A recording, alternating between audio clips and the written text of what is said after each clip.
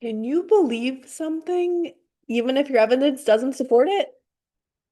Like, could you believe in God? Could you hope something is true or commit to something, even if the evidence is kind of unclear? Philosophers disagree about this quite a lot. And I have recently written a new book with Scott Stapleford exploring this question, exploring the question of how strictly do beliefs and evidence have to match each other? Um, you could think about scientific debates. You could even think about, evolution versus creationism. You could also think about questions at the edge of the scientific field, religious beliefs. How do religion and science fit together? Everyday beliefs. Why is my baby crying? Are they cold? Are they tired? Are they hungry? Cases of disagreement, things maybe at every family reunion that come up and you're constantly debating about. And so this question, like, should your beliefs match your evidence or do your beliefs and evidence always have to agree? It's not just this abstract philosopher's question. It's actually a question that comes up all the time in everyday life. How do we respond to uncertainty? How do we update our beliefs in light of new evidence? How permissive is rational belief, right? So these are the questions we're really exploring in this book. This is a physical copy of the book. The hard copy, for some reason, doesn't have the same cool moon picture that the soft cover does. But here's I just had the hardcover one with me today. Or you can see on my screen, here's the what the title page looks like for the soft cover. So yeah, let me explain sort of what this book is doing. So Scott, my friend Scott Stapleford, he's a professor at St. Thomas in Canada. He has this pretty strict view of belief and evidence. So if your belief and your evidence don't match, your belief is wrong, full stop. There's no kind of wiggle room there. He's like really strict, no slack, right?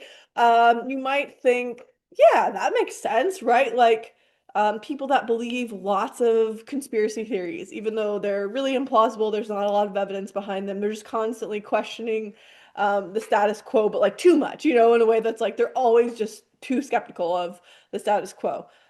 They're kind of just looking for evidence to support what they're saying. There's not really good evidence to support it. Yeah, that seems a little bit irrational.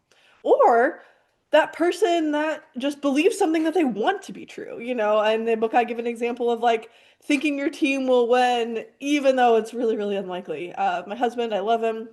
We're all SLU fans, SLU men's basketball. He had SLU winning the national championship on his bracket. It's like, okay, SLU's great. I love them too. They're not going to win the national championship. And, I don't know that he believed they actually would, but you could imagine a sports fan, having a belief like that. So Scott says, yeah, look at these examples. Like you have to proportion your beliefs to your evidence, and there's really not wiggle room here. Okay, so that's his view. My view's a little bit more permissive. I say evidence matters. We definitely need to pay attention to the evidence, but it doesn't always determine everything. Um, I think cases of faith are like this, not just religious faith, but that also is included. But faith in someone else. You might have a little bit of evidence that your spouse did something, but it's not really decisive. And you could go ahead and believe the best of your spouse until your evidence is decisive there.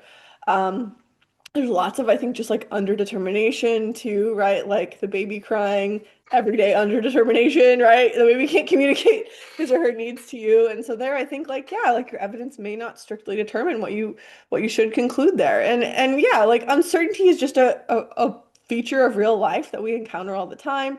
And so my view is, yeah, the evidence matters, but sometimes the evidence is so ambiguous and so complicated that we can actually take different perspectives on some matter and both be rational, and there's not just like one attitude that's forced on us. Okay, so here's a way to think about this debate, and then I'm going to show you some of the specific chapters. Is belief more like math? In math, there's one right answer always. It's like, give me the evidence, there's one right answer. 2 plus 2, 4, right? That's kind of Scott's view. Or is belief more like ethics or making a decision? Sometimes we have more than one permissible option. You could eat an apple or you could eat an orange. You could do leg day or you could do arm day, right? You could maybe even to take a more ethical example, donate to charity one or donate to charity two, right? You could become a lawyer or a philosopher. And so in ethics, we have these options. And Scott says we never have these options in epistemology because the evidence just spits out what we should believe. And I'm like, well, maybe not. Maybe sometimes the evidence is ambiguous enough or unclear enough. It doesn't always give us that one attitude we have to hold. So, yeah, like think about something you care about. That could be religion, religious beliefs, both your own religious beliefs, beliefs of others, maybe. It could be like a political view, political debate. There's a lot of stuff going on in politics lately that a lot of people are debating about on social media. But it could even be something like a relationship you have, someone's intentions in a relationship. It could be your future. Are you going to finish the degree you committed to? Are you going to get a job in the field you really want, right? Are you going to finally learn to play the piano this year, right? Do you always have enough evidence to form beliefs? And then, if not, are you doing something wrong if you still believe? I think a lot of us still believe in cases like that. That kind of gets at where Scott and I disagree. Okay, so let me show you a little more about this book. Um, so here's the title page. Okay, yeah, so here's the contents. I think this is actually a really, really cool debate format. This is actually in a book series that's called Little Debates About Big Questions. And so we're just one of many that have the same format. So I actually encourage you to check out the series in general. But I think this debate format's super cool. Okay, so basically what we do is we each take a little bit of a longer chapter to kind of explain and defend our view, building it from the ground up. So we're not really presupposing a ton of background in epistemology here. Scott isn't gonna just like start spewing out like a bunch of stuff from his journal articles. No, we're starting with, okay, what is belief? What is evidence? This is really written at like an undergrad level, okay? And then we both sort of build up into our respective views. Scott's being evidence is the law for belief. And mine is called Challenges to Evidentialism, and I think that's right, but I'm raising a number of worries for this like really strict view, trying to motivate a little bit more of a permissive one. And in that, I talk about religious belief, I talk about political beliefs, I even give a little defense of Pascal's wager. So there really is like a lot going on in these opening statements, but part of that is because we're really giving the background to fully understand this view if you don't have any background at all. Um, and then, so we each give our own opening statements. Then Scott replies to my opening statement, and I reply to his opening statement.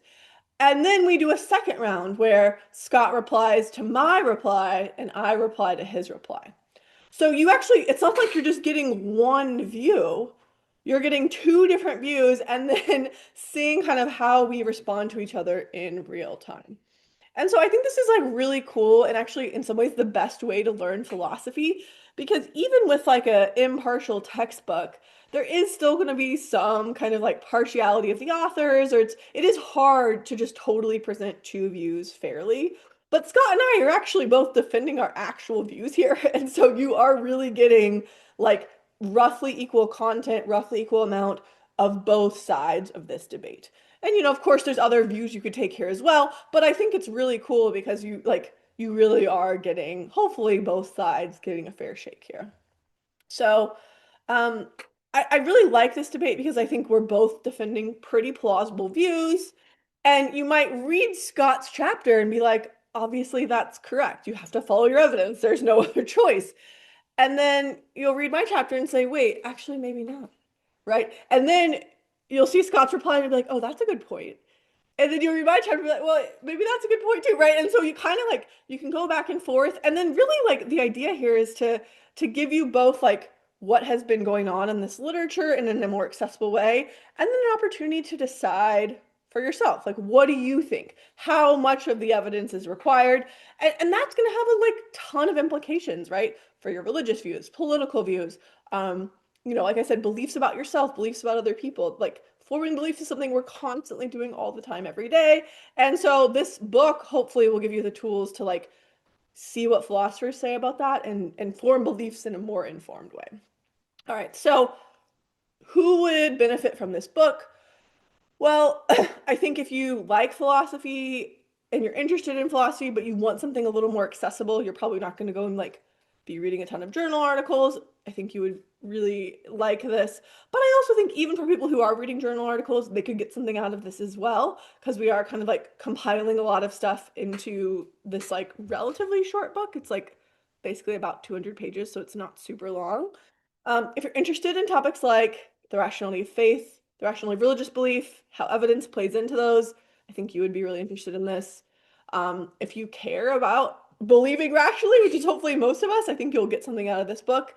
And even if you just kind of come to this and say, I just want to like think more clearly, I just want to kind of like think more clearly, do better critical thinking, kind of, improve my beliefs, be able to see more like both sides of things better, I think you would really get a lot out of this book. So, if you've ever wondered, like, can I believe something? What if the evidence isn't decisive? How do beliefs and evidence fit together? This book is for you. I will link this in the description. It's not super expensive. I have to check. Sometimes it's cheaper on Amazon, sometimes it's cheaper on Routledge. So I think Routledge does do free shipping. So if you're interested in buying it, check both of those and I'll try to link in the description, whichever one's cheaper. And yeah, I want to hear what you think. Whether you've read the book, I mean, after you've read the book, obviously do tell me what you think. But even if you haven't, I'm curious, like, do you have thoughts on this? Are you kind of like starting off sort of more on my side or more on Scott's side? Should beliefs always follow the evidence? Let me know what you think. All right. Thanks, everyone.